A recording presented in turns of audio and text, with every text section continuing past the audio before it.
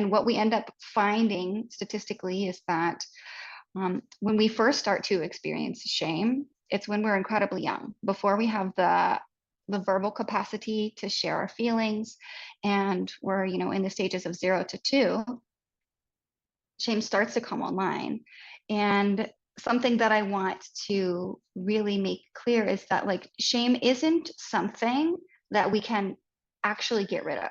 Like we can't clear shame. It's a foundational part of the human experience. Like there's a part of the nervous system that is specifically wired to deal with and handle shame. And so just like fear or sadness are an innate part of who we are, shame is also a part of that. And it's this thread that inevitably links us to the consciousness as a whole.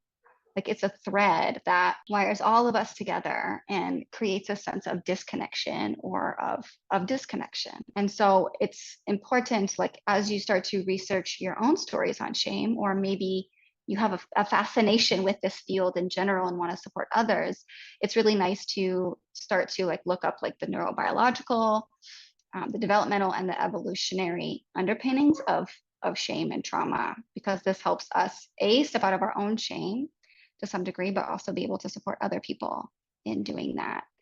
And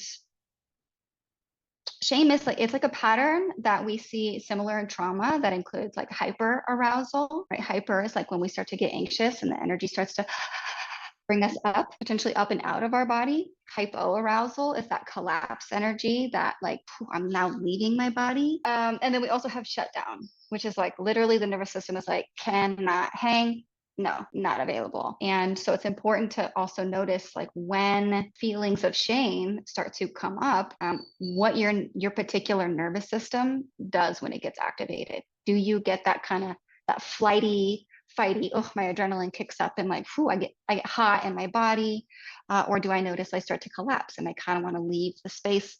I might even want to leave my body, or just like absolutely not. And the more you have awareness on what this looks like for you, which you'll find in everyday life when something touches upon that sensitivity. This doesn't have to relate to shame. This could be in general.